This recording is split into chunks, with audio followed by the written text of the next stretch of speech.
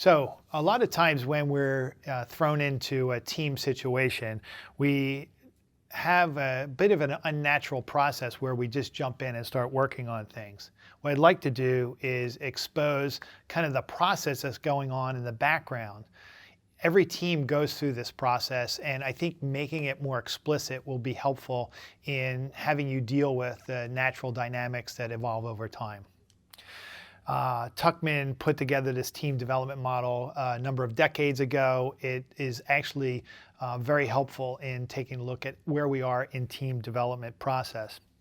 Initially, we'll be coming together, forming, how do we get to know each other, building trust, those sorts of things. After that, we start working on things and we go into the storming phase and have conflict and work through problems and things like that.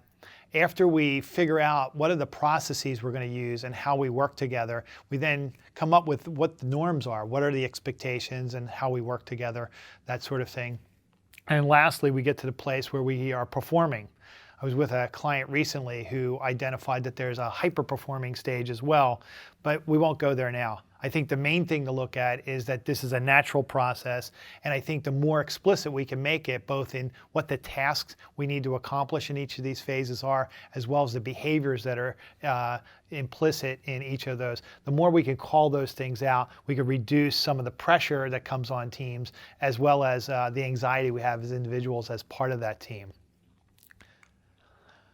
I think that the other piece to look at is as you go through these different phases of building a company, that you will naturally go backslide sometimes. You'll add a new person to the team. There'll be some aspect of forming that will happen. Because the core team's already there, you will have less of a time spent in that phase.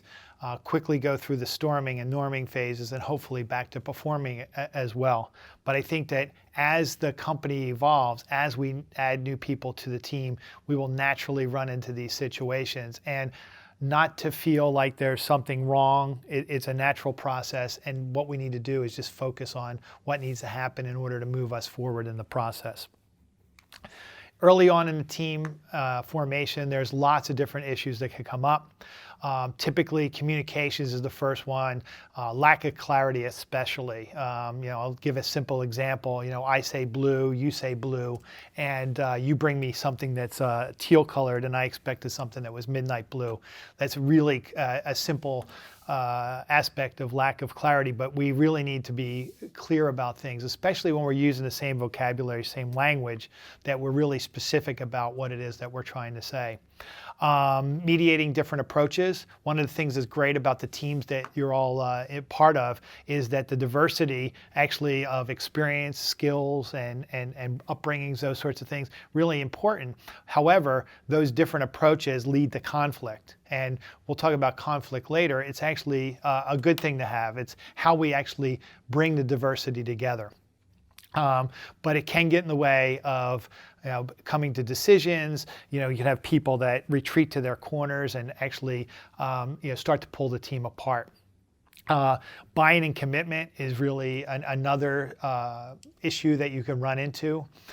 When there's these different approaches, if we feel like we haven't been heard or included in the process, then we will either be passive-aggressive about a commitment that may have been made where we really didn't have the buy-in. But commitment is really important to driving towards results. Sometimes early stages of a team, you'll run into kind of a leaderless or rudderless environment where you're not really sure who's in charge. People are a little tentative. That's one side of it. The other side is, kind of the dominance of a few people that may come in and feel like they need to be the leader. And a lot of times those people that try to dominate a group will give you the my way or the highway, or they'll take their football and go home. You really need to be able to talk about and deal with those sorts of issues from the beginning. And in the worst case is when you have what we call survivor packs, where you have these coalitions that form, and it really divides the team and really gets in the way of getting done what you're trying to do as a team. So as you start seeing any sort of polarization or cliques starting to form, you have certain team members that are getting isolated in some fashion, really not focusing on the goals, but really focusing more on the people issues. Those are sorts of things where you should try to get some help. Having someone from the outside be able to come in and deal with conflict stalemates that may come about, where your ability to make decisions is compromised in some fashion. In these quarter-long classes, you move very quickly through. So when you run into stalemates relative to making decisions, it's clearly a place to get some help. Again, the dominance of team members. If in fact you can't resolve that as a team, then getting some outside advice would definitely be helpful. And again, back to the Tuckman model, when we're get to the norming stage and we've made decisions about how we're going to work together, to actually adhere to those, because what happens is what you accept is what you get. So once you have some behaviors that are subpar or not along the lines of what you agreed to, then all of a sudden that becomes the lowest common denominator, and that becomes how you work together.